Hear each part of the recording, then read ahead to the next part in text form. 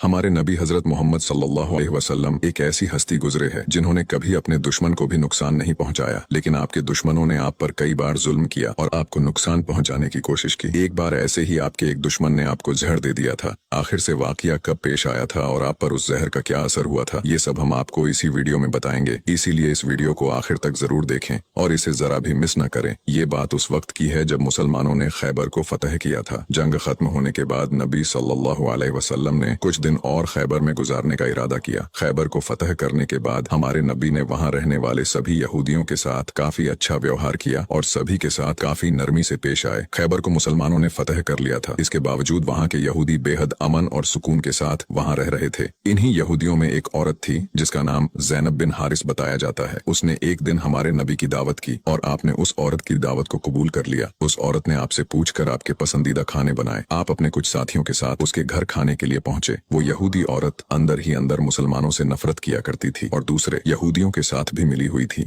जो मुसलमानों के दुश्मन थे। उस औरत ने खाने में पेश होने वाले बकरी के गोश्त में जहर मिला दिया था। जब जहर से भरे उस गोश्त को आपके सामने पेश किया गया और आपने खाने के लिए एक निवाला उठाया और अपने मुंह में रखा तो आप समझ गए कि इसमें जहर मिला हुआ है। आपने तुरंत अपने साथियों को खाना खाने से रोक दिया और कहा कि इसमें जहर मिला हुआ है, लेकिन अफसोस के आपके कुछ साथी उस वक्त तक कुछ गोश्त खा चुके थे जिसकी वजह से उनकी शहादत हो गई। कहा जाता है कि जहर के बारे में हमारे नबी को उस जहर की बोटी ने ही खबरदार किया था। इस वाक़े के बाद उस औरत के साथ साथ उसके सभी साथियों से पूछताछ की गई तो उन्होंने न सिर्फ अपना गुनाह कबूल किया बल्कि ये भी कहा कि हमने आपके साथ ये इसलिए किया क्योंकि हम ये देखना चाहते थे कि आप अल्लाह के सच्चे नबी हैं या नहीं। अगर आप अल्लाह के सच्चे नबी हैं तो इस जहर का आप पर असर नहीं होगा, और अगर आप अल्लाह के नबी नहीं हैं तो हमें आपसे छुटकारा मिलेगा। ये बात तो सब जानते हैं कि हमारे नबी ने कभी किसी से बदला नहीं लिया, जबकि आप पर कई बार बहुत जुल्म किया गया जिसके बारे में कोई सोच भी नहीं सकता। लेकिन जब उस जहर की वजह से आपके सहाबा की शहादत हुई थी तो कानून के मुताबिक उस औरत को भी कत्ल कर दिया गया। लेकिन कुछ रिवायतों में आता है कि उस औरत ने खुदकुशी कर ली थी। वही कुछ रिवायतों में कहा जाता है कि उस औरत को माफ कर दिया गया था। इस बारे में कई मुफस्सरीन अपनी अलग अलग राय रखते हैं। एक हदीस में हजरत आयशा फरमाती है कि जब नबी सल्लल्लाहु अलैहि वसल्लम की जिंदगी के आखिरी दिन चल रहे थे और आप बीमार रहा करते थे, उस समय आप कहा करते थे कि खैबर में जो मैंने जहर से मिले हुए गोश्त का टुकड़ा खाया था उसका दर्द मैं आज भी महसूस कर सकता हूँ। ये बात कई किताबों से साबित है कि उस जहर का असर हमारे नबी के आखिरी दिनों में देखा गया था और इसी जहर के असर ने आपकी वफात में एक अहम किरदार अदा दिया था।